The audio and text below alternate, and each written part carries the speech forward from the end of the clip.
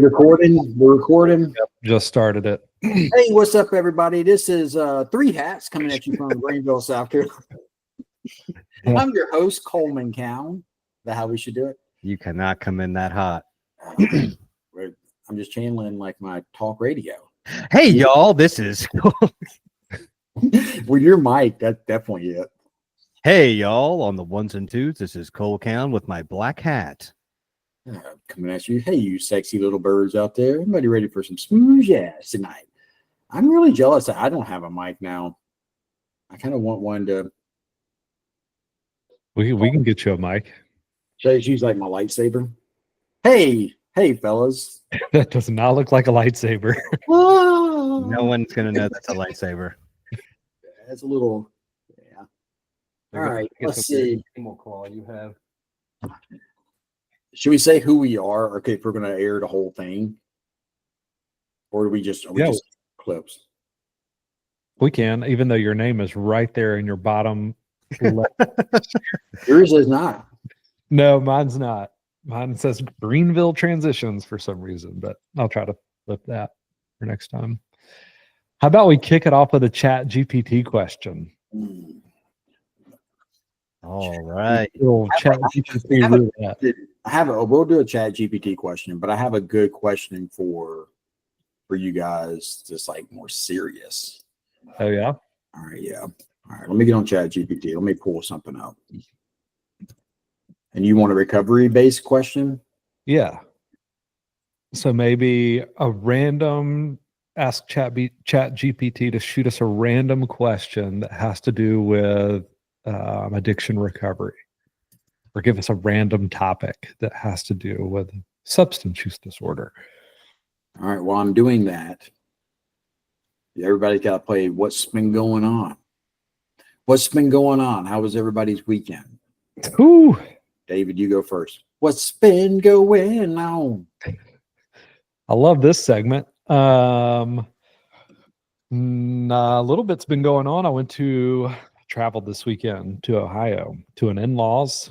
Hung out there, hung out with my wife's best friend that lives in Ohio. Had a good time.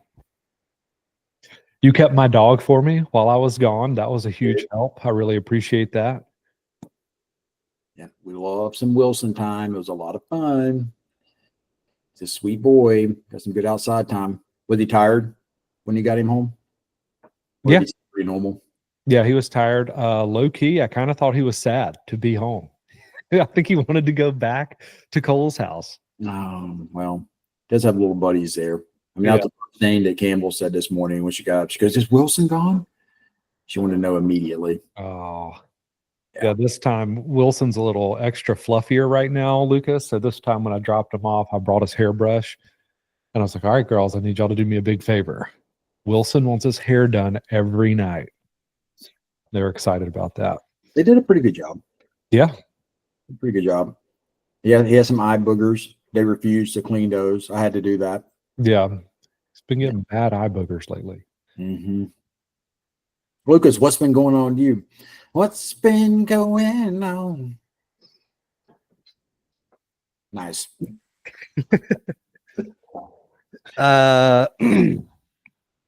Let's see. I just hung out with my family this weekend, and I watched UFC Saturday night. That was fun. Awesome. Any highlights? Any lowlights from the UFC fights? I was sad to see Diego Lopez lose. You were really upset about that. But couldn't be to a better guy. The man. Could you tell how? So Diego Lopez. Just so you know, David, you remember Alex Volkanovski? We saw him in Vegas. Do you remember him? Bald guy? Yes. Yeah. Yes. He's back, baby. He's back. So he beat Diego Lopez in a I would say an upset, kind of. Well, I don't know who was the favorite. Diego? Not an upset. Oh, okay. I thought Alex was going to lose, but he won, which very much surprised me. Could you tell how excited I was?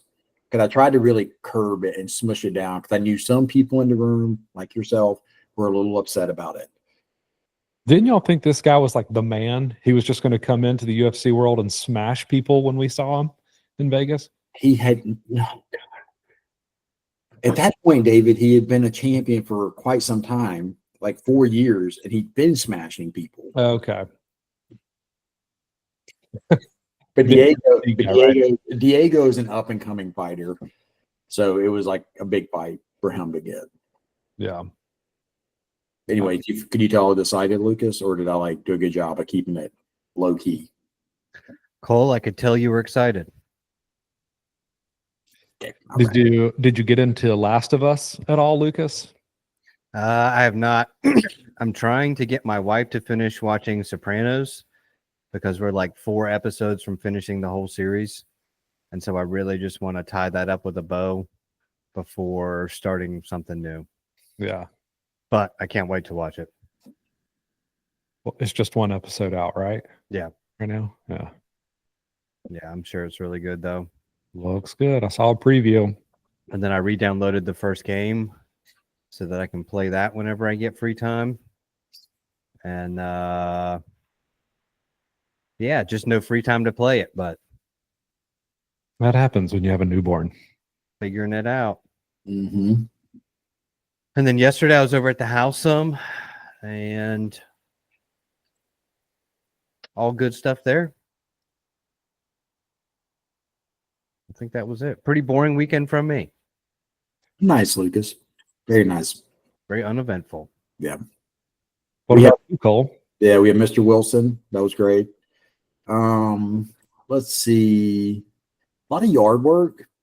Oh, and then like our newest thing is we've gotten really into F1 racing as of like a month ago. And so F1, like, they have like the show Drive to Survive. So we've been watching that, learning more about the racers, and they like do the races all over the world. So our latest thing is wherever they're racing, we do like a meal of that like culture. So like last week they were in Japan and we had sushi and watched the race. A lot of fun. And then this time they were in Lucas. Stop. He's judging so hardcore.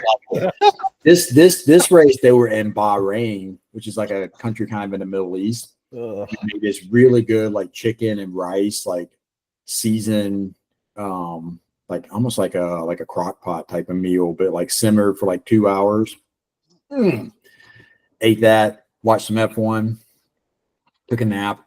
I love that. I think it's a great idea. I figured you'd Way to like try new things. I'm a big fan. Yeah. And so we'll like wherever they're at, we'll show the kids like a little video about that place. So the kids like learn about Japan or Bahrain or like teach them about like places around the world. Yeah. Fun, Count family just having a good time, That's a great idea. Yeah. Also, we just totally skipped over that it was Masters weekend. Did anyone watch the Masters? Dude, I didn't watch it because I was so into F1 mode, but then I saw that Rory won and like read an article about this morning and like shed tears. Like having like known like what a crazy like journey that guy's been on. You shed tears? I did. Wow.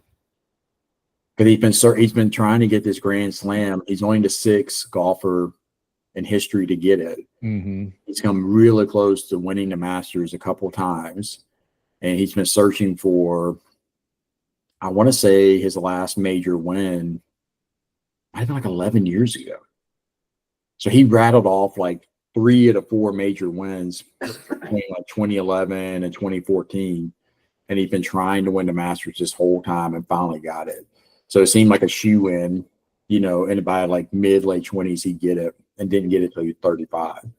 And the fact he even got it at all is a really big deal. So yeah, I shed some tears reading about it. It was really impressive and watching the video of it. Yeah, I was a big fan of the outcome. David, did you watch any of it? I guess you were traveling. Yeah, luckily, like the last putt happened as our plane was taking off, and 5 seconds later the internet cut out. So I got to see the putt. I was upset that I didn't get to see any of the interviews or anything afterward or the ceremony, but I saw what really mattered, and it was Rory making that putt, getting super emotional, and I was really excited for him. I mean, his work ethic that he's put in over the past 11 years, he's a guy that's like really ramped up hitting the gym, hitting the range, like really working his ass off to make it happen, and it paid off for him. Thought that was pretty cool. Did you have any emotions when you watched him make it and he was like agreeing? Because it's pretty emotional. Yeah, Did you cry too? I didn't cry, but I mean, I certainly felt the feelings. Mm-hmm. Yeah, I do have to He's go got a back little and girl and a wife, and seeing their reactions, like the whole thing is very sweet. I'm not a fan of what you do with F1 racing, Cole. I just laugh because you are like the king of coming up with stuff like that. So that's why it was, This Yeah. was that's all why it was funny to me. It's just because like only you would have the F1 racing, and every event you do food from that culture and make a whole thing of it. So that's all that was funny. I think that's really cool. that is like a typical like kind of like Cole idea, but this was 100% Christina. This was like she drove the train on this one. This was all her idea. I can't take credit for it. All right. I am a willing participant though, and I get down with it. It's pretty fun. That's good. Yeah.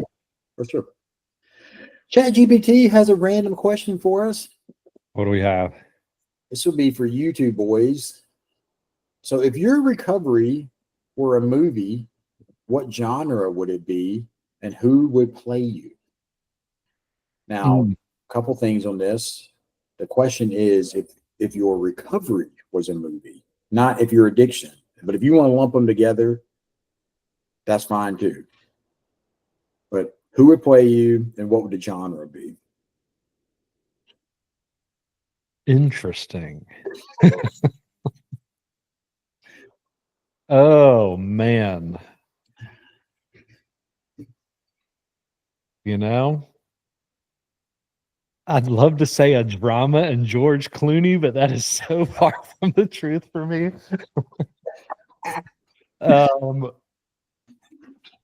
Gosh. So it'd probably be some like loony, crazy actor.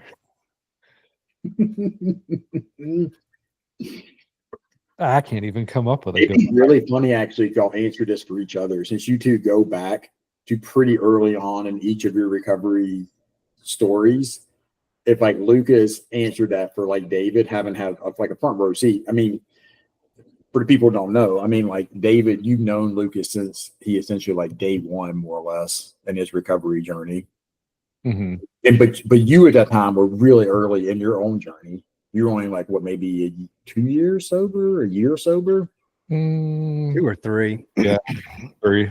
So like still pretty early. And you guys have like obviously worked hand in hand for all these years. I feel like you'll have a pretty good idea of like what each other's recovery journey's been like. Then it'd almost be better like if y'all answered it for each other. I would find that more entertaining. Yeah. I mean, I feel like if you lump addiction into it, like the hard times and not just recovery, it's no choice but to be a thriller. You're going to fall into that thriller category. Mm. Would you agree? I was thinking there's like vague genres for movies, and then they can get really specific, you know? Yeah. So I was just thinking like drama versus comedy. And if I was answering for myself, I was going to say comedy. And then, but addiction, I think, would make it more obviously dramatic and like sad and stuff. not as funny. Yeah. I mean, but still, I mean, psychological thriller stuff. Yeah. ODing in the street in your parents' neighborhood. Yeah, I just don't know. Like, I guess thriller, I always feel like twists and turns, or I feel like is as twisty and turny as it felt. Looking back on it now, it feels a lot more predictable. Mm-hmm. Just like, who would have thought that the heroin addict, when doing heroin, would overdose again? Yeah, You know, like maybe a twist in my life, but from the outside looking in, I'm sure it didn't look. I mean, crazy, but not like, oh my God, what's going to happen next? Mm-hmm. So, yeah, I just think more like drama, but I know there's like different categories of like drama and stuff like that. Nobody's going with like an epic, like a really big, like sprawling, long story, or even just like a classic, like a Rocky movie, like a, like Apollo Creed gets killed and Rocky's got to he's been knocked to the mat, and he's got to get back up and start training and like running through the snow and stuff. Like, you don't think any either of those would apply? When I think thriller, I think like scary, like twists and turns. Yeah, and that's where I think like the addiction side of it is. Mhm. And as you get into recovery, yeah, it's more of like the Rocky, Apollo Creed, funny. I also think that most people that struggle with substance use disorder, when they get through it, they have a comedic approach to their recovery. And I think you have to. I think a lot of people in recovery turn into low grade comedians, and all comedians, they say the best jokes are like real events that happened in their life that they turned into a joke. Mhm. And I think we have a tendency to do that. Yeah, whole thing, addiction and recovery. I would say comedy. Yeah, one of my favorite things about when I first started working with like people in recovery is how just like unhinged you can be. Like, the conversations are almost better like if there is an element of like dark comedy, like even in the therapy office, like you are able to laugh at some stuff, even if it's serious. I feel like humor plays a really big role in that, and obviously it can be a deflection, but I don't know, I feel like addiction is such as like self-loathing, self-absorbed, self-serious type of experience. And then recovery is like kind of coming out of that and being able to look at yourself with some levity, and not take yourself so serious in a way. You can like laugh at yourself and be a little more like, I don't know, kind to yourself, I would say. Yeah, that's like the difference in perspective is that when I was in addiction, I would have told you that my life was like a drug, crime, money thriller, and that it was like so intense and crazy and just who knows what's going to happen next. And, I'm just some badass, main character, whatever. But looking back on it, it is really just a comedy of just like how goofy it was at so many times. And I feel like I can laugh and I don't care if other people laugh at my stuff, but I generally don't laugh at other people's addiction, unless they kind of open the door for that. Yeah. I definitely laugh at my own addiction and invite others to do the same. Mm-hmm. But that's the difference in someone who's been in recovery for a while. And like if you're talking to someone who's in it, they're not at that stage yet where it's not funny. And I've made that mistake before where I go into a meeting and I'm, joking with someone about recovery and they weren't having it. They were like, no, this is really bad. We're in a real place. And sometimes it's hard for me to remember that, like how brutal it can be in the beginning, not just on the person struggling, but their whole family. Yeah, I remember one that you did that stands out that's really funny to me is there was a guy that we worked with that had like crashed a boat. Oh yeah. And when you were like, I guess initially talking to him, he would say like something like we're gonna keep boats in the water, no more boats on land, you know what I mean? And I did not think he thought it was funny at the time, but like today he thinks that's like a real, obviously with time it's funny. And I always think about the saying like, what's the difference between drama and comedy? And the answer is time. And so I think when you're in it, it's like so serious and like it's no laughing matter, but you get some distance from it, and then you can kind of pick out the little parts of like just the absurdity or the comedy to it, and then laugh about it. And I'd way rather laugh about it than cry about it, as long as it's not deflecting it or just like pushing it down.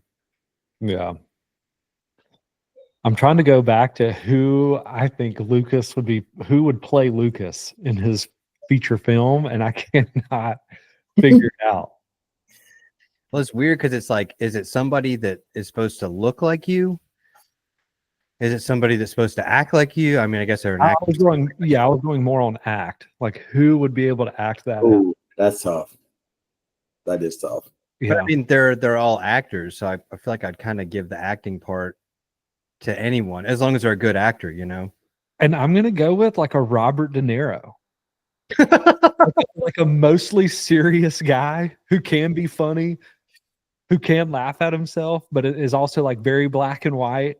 That's where my head is going. It's like who's black and white, very serious, but has the ability to laugh and I mean, I think the guys in a sober living would certainly relate to, like, Meet the Fockers and Meet the Parents, yeah. questioning people, and, like, because that's actually a pretty funny role by De Niro. Yeah. Like, feeling like the guys are like, oh, we're being pulled into the basement to talk to Lucas, and A mix of that and Goodfellas. yeah. It's actually not a bad. I didn't get it at first, but now that you're saying it, I could see it. Yeah. Obviously, a young Robert De Niro, right? Yeah. Obviously. Yeah. Mm-hmm. Robert De Niro in his prime with red hair. He looks like the boxer. You know the boxer that Lucas looks like? Conor McGregor. Boxer, David. No, what's his name, Lucas? Canelo Alvarez. Alvarez, yeah. Canelo Alvarez. You look him up, like him and Lucas look very similar. Very, very similar. All right, do you have an actor for David, Lucas? I'm still thinking on it because that was like a good one that had a lot of thought into like the actual like acting and the acting career. And I've been thinking so much more around like looks. So with the looks, I was thinking like Zach Galifianakis or Out of here, bro.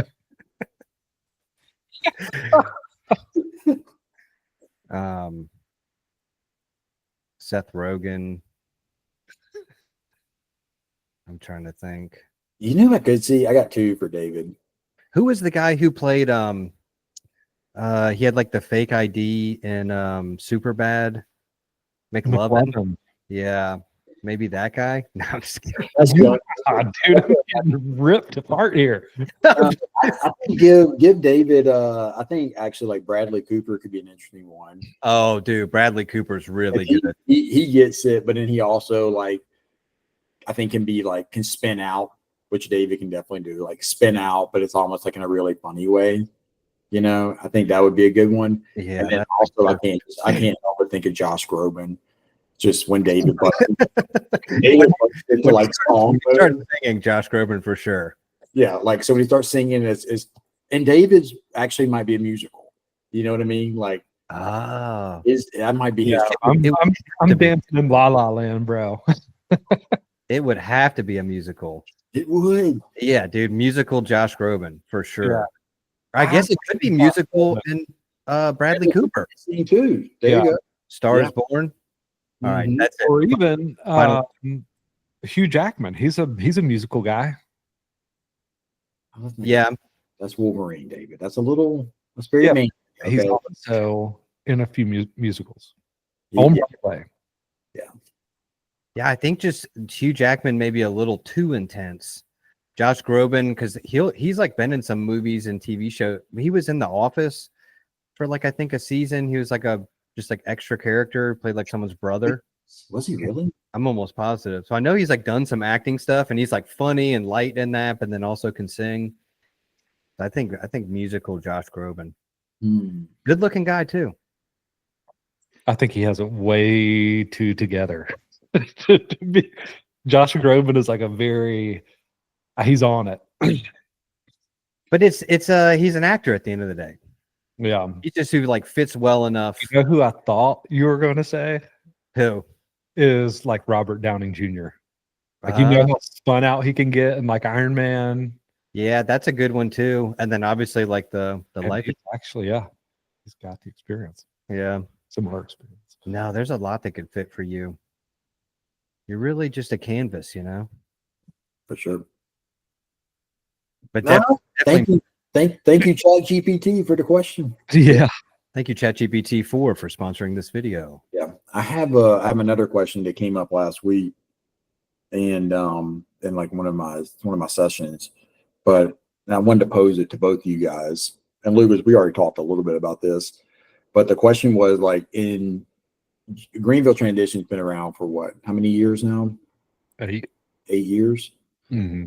So in 8 years, can we say we've ever had a guy relapse because of something his parents said to him? Like when we just think about it, like from our understanding of watching the guys, like have we ever had a guy like relapse because of something his parents said to him?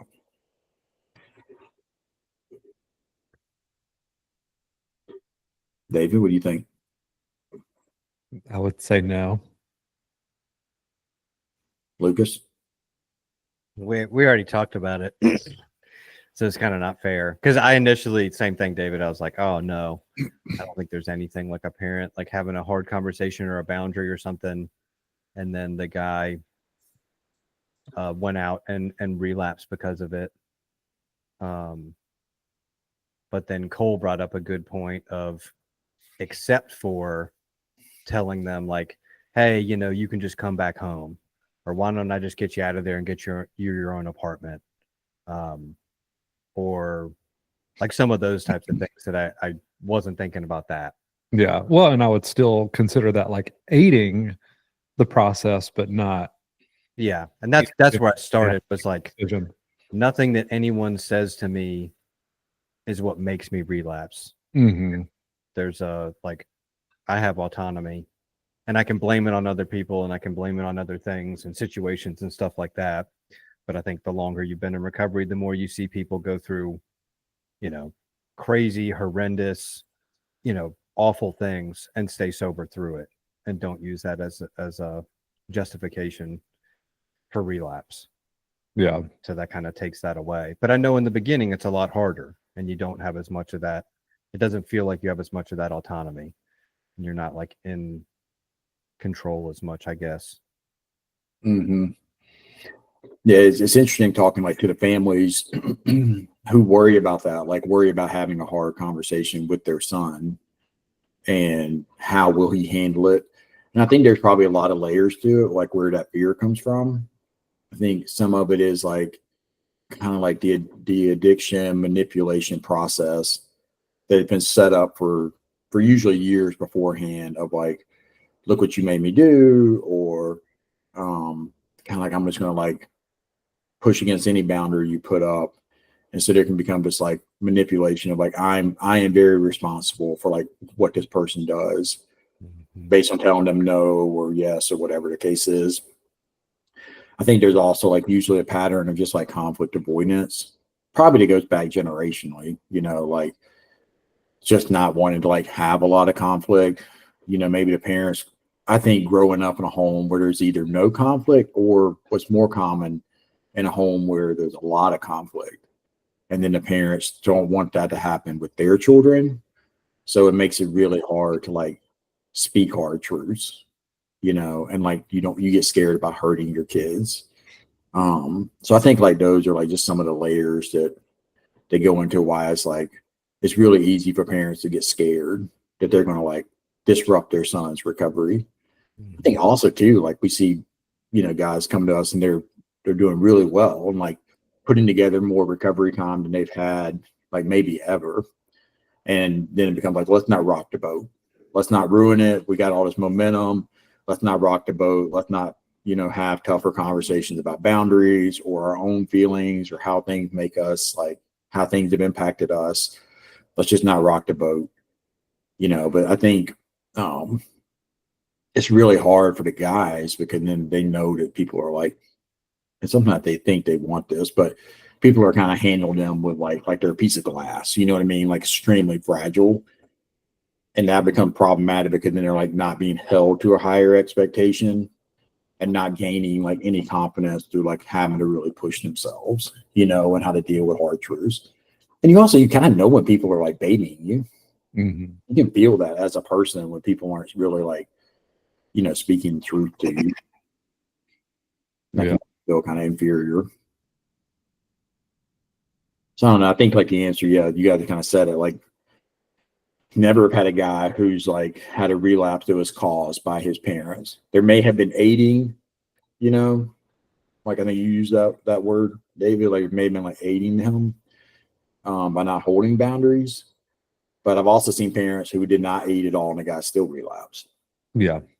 So like it really does come down to the individual and like their motivation. Well, and it's got to be the same both ways, And so if someone gets sober, I think oftentimes, we give all that credit to them of like, hey, like you did this, you made the choices, you decided to stay sober every day. Nobody can do this for you, and nobody did do this for you. Like you did this, and really give them that like confidence around it, because it's true. Yeah. And like other people can aid you, other people can help you, but like you're the person who gets the credit. Mm-hmm. And I think if it's going to go that way, it has to go the other way, that you don't get to blame the relapse on other people. Also. Yeah.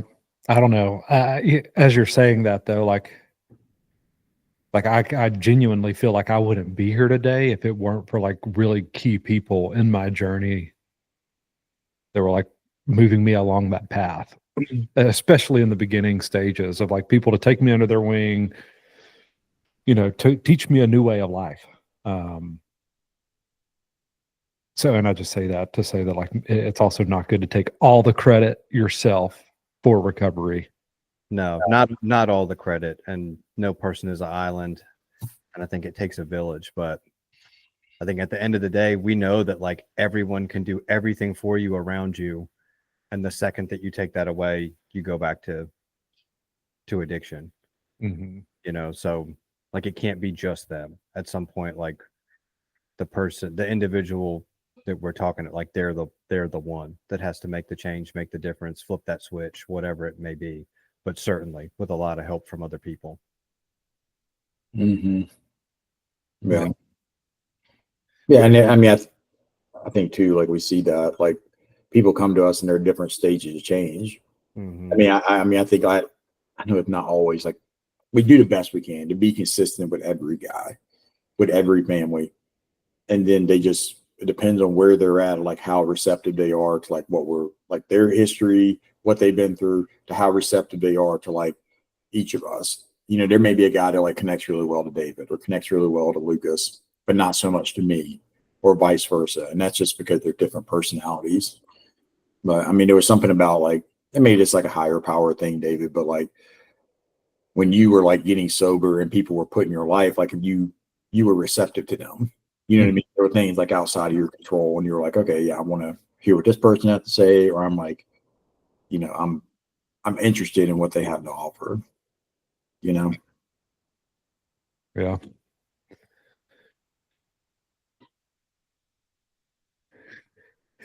I don't know where to go with that. Good. Let's see. Wraps it up. Do what? I think that wraps it up. I mean, just an interesting question, because my initial answer is different than where I landed after talking it out a bit. Yeah. All right, I got another question for everybody. What are you working on? What are you working on? I think this is important because like lets people know like what we as people are doing, but it also is like a good message of like even when you get sober, or if you are a therapist, whatever, you still have things you're constantly working on. So what are you working on? That's the like right now. I can go first if that'd be easier. That's only fair. It's your question. Yeah, go for it. I'll go first. I'm working on like getting better with my not just like time management, but putting my priorities like in line of like what I need to be doing. I think it's so easy to like, which I know both you guys are aware of this, but this is for everybody else to hear. It's so easy to fall into the distractions of like shows, video games, reading, like things that aren't inherently bad, but I will fall into those and then like let other things just that I don't want to do just fall away. So I'm putting into my more structured like boundaries, I would say, with myself to make sure I'm doing the things that I don't necessarily want to do, but I need to do. And so at work, one of the things is like that I most don't like doing is taking all the paperwork that we do for all of our clients and then turning that over to like our financial department. And I love being a therapist. I do not like doing notes. That's just reality. It's always been like that for me. And so what I've done is, starting like this week, this is what I'm working on, that if I'm not like within a week of my documentation, I can't do Muay Thai, which is like a workout class that happens a couple times a week. that some of our guys will do. Like, I'm not doing that class. Like I'm going to do my documentation within a week. And if it's not done, then there's no Muay Thai for Cole. Right.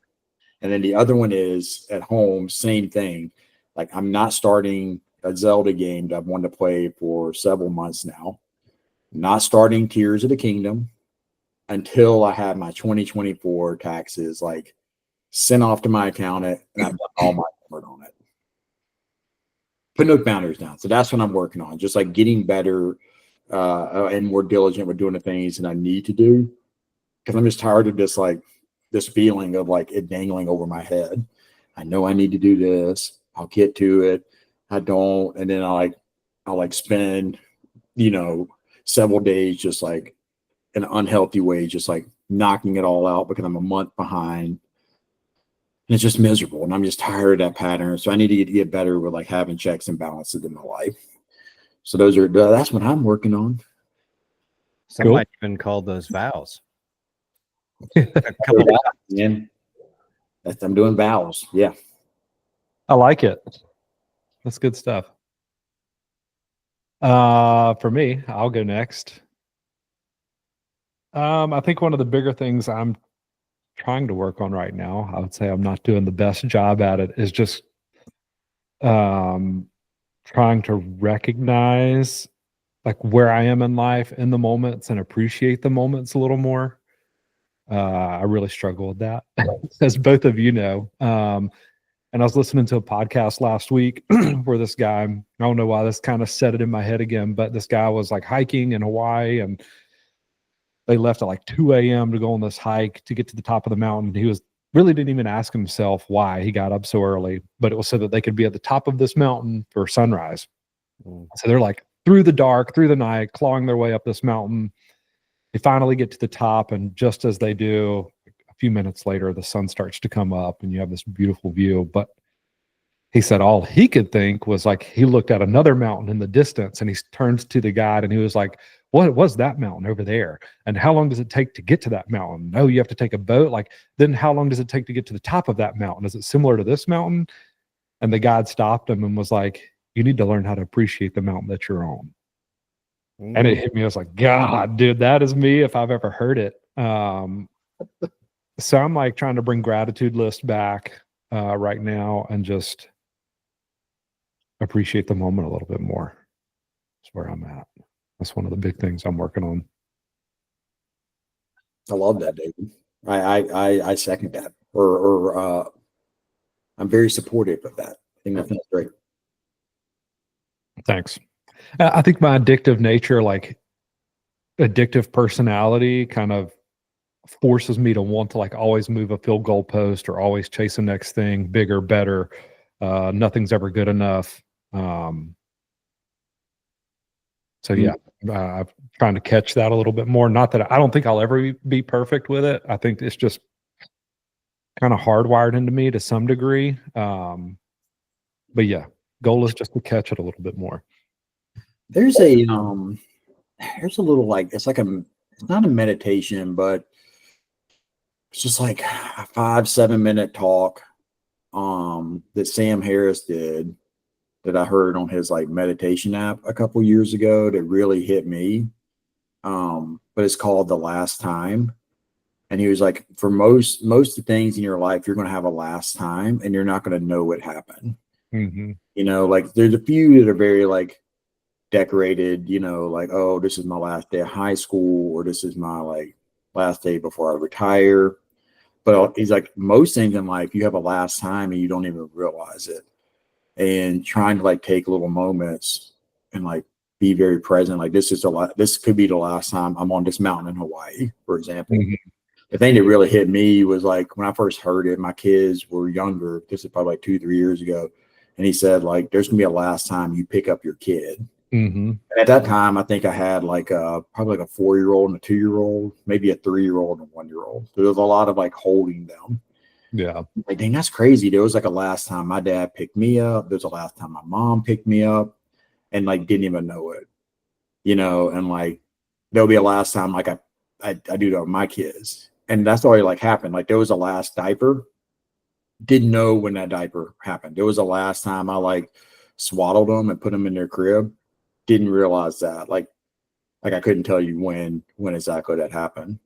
So I think like taking it, and it can make you sad on some level, like thinking through it that way, but it can also like help you really appreciate it. Like there'll be a last time that I like come into an office at GT. That's the reality. You know, there'll be a last time that we like record a podcast like this, you know, or did I like do Muay Thai or go for a run even. There'll be a last time. And so trying to just like appreciate that, you know, and it brings like a real sense of like being present. Yeah. You know, just you talking about the mountain in Hawaii made me think of that. No, and I'd heard that before. I don't know if I'd heard the podcast. Maybe I just heard you talking about it, but no, that's a really good, It's a good one. story. Yeah. Mm-hmm. That's really good stuff, Cole. Man, if you'd ever change a diaper, you would know. You know, there'll be a last diaper that you'll change, Lucas. I don't know. I think when it comes to like picking up my kids, I think I'll like miss that last time. When it comes to changing diapers, I don't know that there's any like gratitude to be found for me of like, oh, I should really appreciate changing this diaper because one day I'll want to be able to change their diaper and they won't have a diaper to change, you know, and I'll just wish I could go back. So Yeah. there's some stuff that I feel like is excluded from that, but most stuff, yeah, is like just more giving me the appreciation for like being grateful for it in the moment. For me, I got a lot of stuff I'm working on. I'm working on a lot. Some of the big things are like, and it kind of ties in what David was saying, just like that addict nature of I'm just like always like here and then I'm there. And like I don't like stick with stuff for very long. I get like really into something and I, you know, go super hard at it. And then I just lose interest and I drop it. And it's like I never did it. Mm-hmm. And so I feel like I can be so disciplined and so consistent, but I'm trying to extend that discipline and consistency out. And I had recently gotten a new sponsor like a couple months ago, and he had me start doing a gratitude list every morning. And of course, like every morning, I'm doing the gratitude list, dialed in, never forget it. You know, 3 things I'm grateful for every day, like tailored to that day, how I'm feeling in that moment. And then, you know, down a staff member at the house, a relapse happens with someone in the house, a baby that's on the way, having a baby. And it's like when that kind of stuff happens, I feel like I totally lose my routine. And I think what I need more than ever in those times is my routine, like to be grateful, to be still be doing a gratitude list in the morning. And while I'd like to say that I just couldn't get to it. I totally forgot a gratitude list is up. That's like kind of true, but there's also this part of me that like gives myself a pass. That's like, well, I got all this stuff going on. You know, if I don't do a gratitude list for a week, it's not going to be the end of the world. I'm doing a lot. And so I think that's something I've been really trying to work on. My other like, and that's like a big persistent thing in my life that, like David said, I'll probably never totally get down, but I think always deserves my attention and trying to be better at it.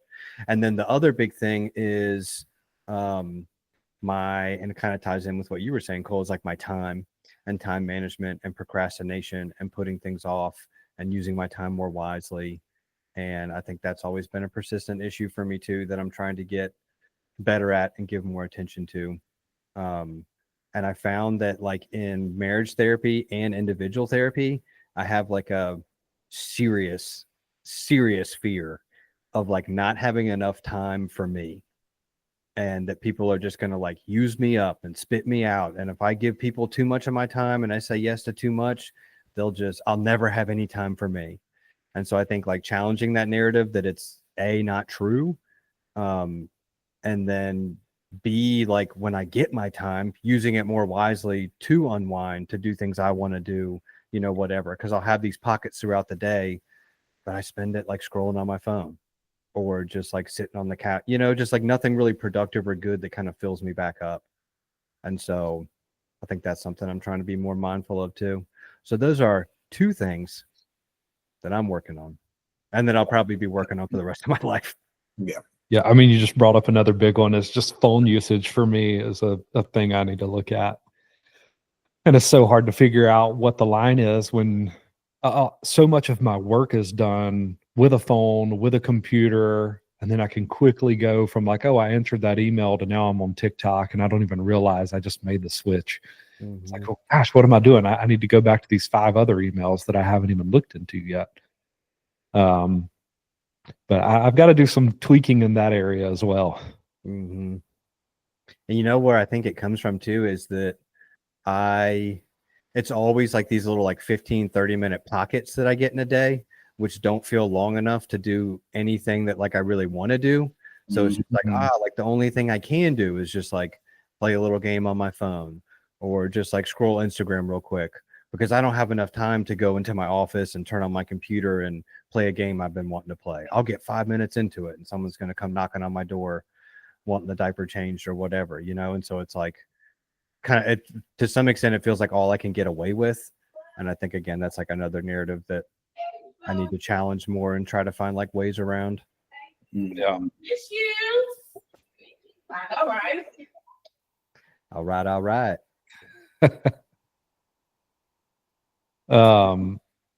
Good stuff. Yeah, really good stuff. Got action in the breezeway. What's that? We got action in the breezeway. We do. Yeah, I tried to mute it, but I didn't get it in time. What else we get into today, boys? What else we got? I don't know. I was gonna get into a much deeper, darker topic, but I decided to not do it in the moment. But I think I am gonna touch on it now. Oh. But and this kind of ties into everything and the gratitude list, and ties into like, not taking all of the credit for our recovery and the people that get us through. But one of like the key members, one of the key guys that like really probably kept me in my first sober living house and is a huge reason of why I am here today. He just passed away like 3 weekends ago due to a drug overdose. And that's just so crazy to me. Like at the time, he had more sobriety time than I did. He was the one taking me under his wing. And went on to like outside looking in, like crush it, like go on to like complete college, get into law school, pass the bar, become an attorney, make partner, start a family. Like all of these things that you could be very envious of. But like, I don't know. I won't get into the specifics because I don't know what happened there, but it's just crazy to me that like somebody could be, play such a major role in your journey and then fall off like that, like go on to pass away due to a overdose. And that's just another reason that I decided to like get back into this gratitude thing. And I think it does such a good job of shifting your whole focus for the day. And I think it's something I did when I first got sober, and then I took a break from. I just forgot about it. I stopped doing it, and now I've kind of come back around to it before, and then took another break, and now I'm doing it again. But the biggest thing that I've noticed, I really didn't understand it for the longest time. I was like, why am I doing this? Then I was like, okay, well, it's just good to pick out things that I'm grateful for. But then as I've gotten older and the longer I've done it, I realized that my attitude would shift throughout every day of now I'm looking for things throughout the day to put on my list. So it puts me in this positive mindset, or shifts me from a negative space to a positive space of things that I could be looking for, to be grateful for. Which I just feel like, what a better way to start than that? Like get kicked off on the right foot. But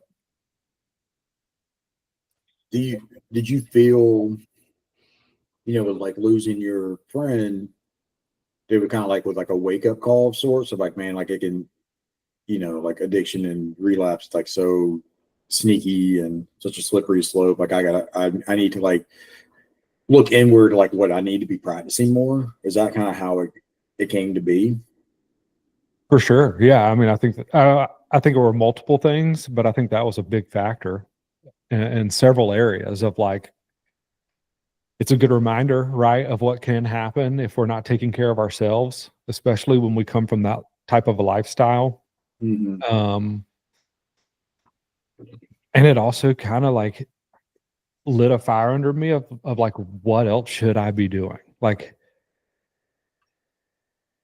I don't know. I mean, I feel like that there's a reason that, I am where I am and I've gotten through what I've gotten through, and where else should I be channeling that? And I know that I've mentioned it to you guys of how, and I've been meeting with like some younger, I've been coaching like some younger guys lately, like a 15, 16-year-old, and hearing them talk about their high schools and just how everyone, so many people are high in middle and high school.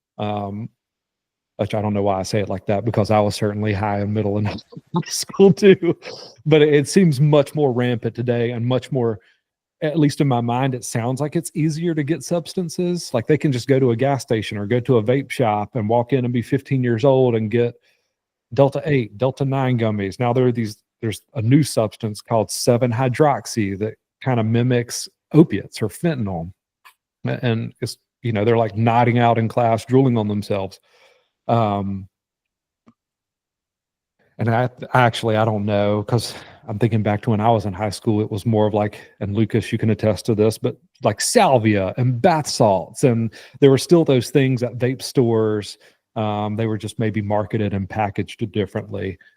So maybe it's the same thing. I don't know, but hearing their sides of the stories at their age, it certainly has me wondering, like, is there more that I should be doing with my life right now? So I would say it was a wake-up call in more than one area, not just like with my personal recovery journey, but with life in general. Mm-hmm. Yeah, I think it's really hard. Like, I mean, I felt this anytime I've been in like a grief state in my own life, whether like my dad dying or just, just change happening that I didn't anticipate. Like I'll get into like very like questioning mode. Like, am I living life the way it's supposed to? Or what am I missing? I think what's funny though is like, we have all these like these people in our lives like to tell the truth, that like can see kind of like what we're doing, and they'll say it in little ways of like, hey man, you need to like, and they can say it in a way that can be sometimes like put the defenses up, but other times like not. If you, they can say it almost softly, like, hey, you need to like be on it, with XYZ, or you're missing that, like we need those like truth tellers and be able to listen to them. Mm-hmm.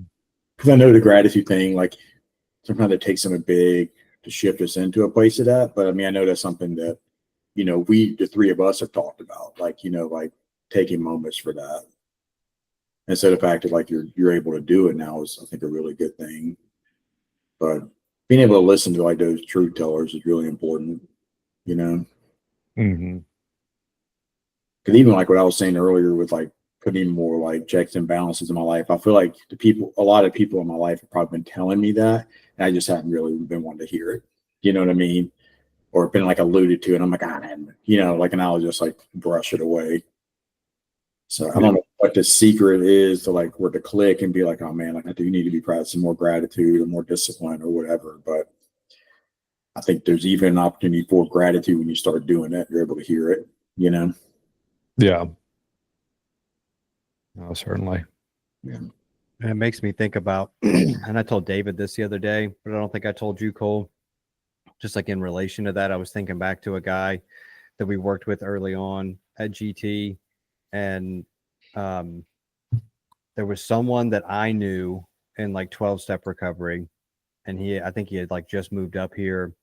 Awesome guy, like lit up a room, couple years sober, doing really well, and told him about what I did and having a sober living house, all that kind of stuff. And he worked at a hotel, like at the front desk, and so there was a a woman that came in there, and I think maybe he could tell that she was kind of stressed out. And so he asked her, if there's anything he could do to help.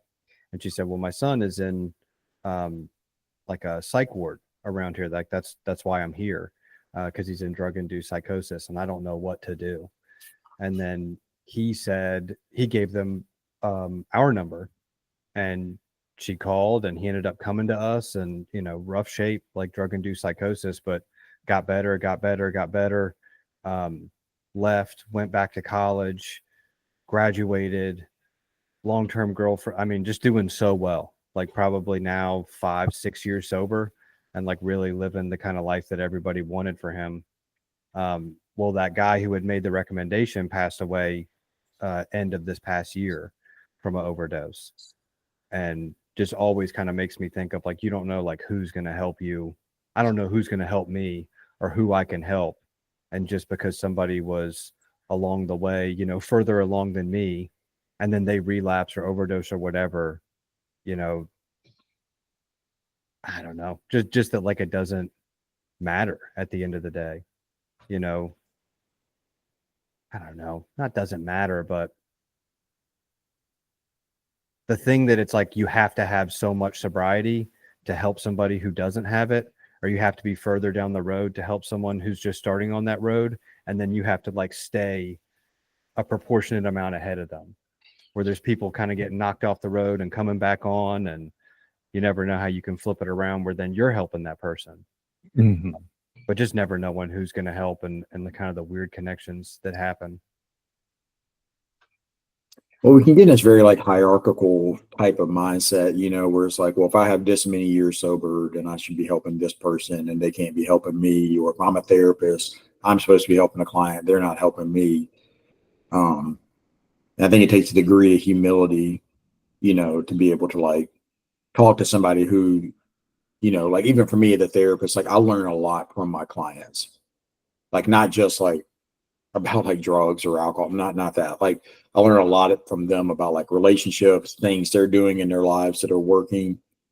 And then I'll take a lot of those and try it in my own life, or try to like pass it along to other clients along the way, just be like a messenger, Mm-hmm.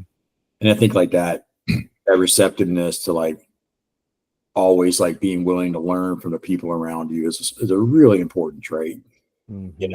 And even that lady, I mean, it'd be easy for her to go into the hotel and be like, I'm here to get my son, save him, do whatever. And like, I'm just talking to some dude who's like the valet or like working at the front desk at a hotel. Like, I don't have time to talk to you.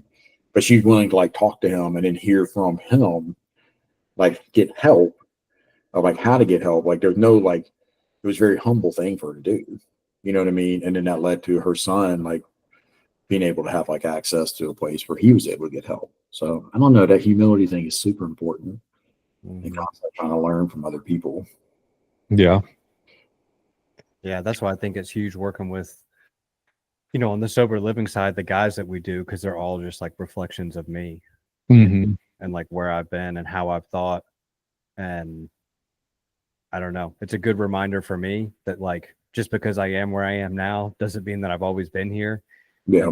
And like having like empathy, for people who are more in that like struggle phase earlier on, coming along, as simple as it sounds like to me, to be like, you just need to do this and you just need to do that. When I was their age or in their position, I didn't want to hear it either. And yeah, just remembering that I think helps a lot. So there's a lot that I learned from them, and I'm reminded of by then that I need to be reminded of. Mm-hmm. Yeah. Yeah, I was going to bring up the same thing. I mean, it was just 2 weeks ago we had a guy relapse, and it was just like a one-day thing, but everything spiraled out of control so fast in just 24 hours that it was just a good reminder of like how fast and how bad things can get when we're not taking care of ourselves or our own recovery journeys. Mm-hmm.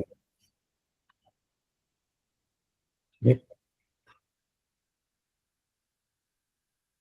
Cool. We got anything else? I said somebody knock on my door. I got a session in just a few minutes here. Okay. Come and knock on my door. My door. Yeah, I'm gonna grab some lunch and head to treatment team. Sure.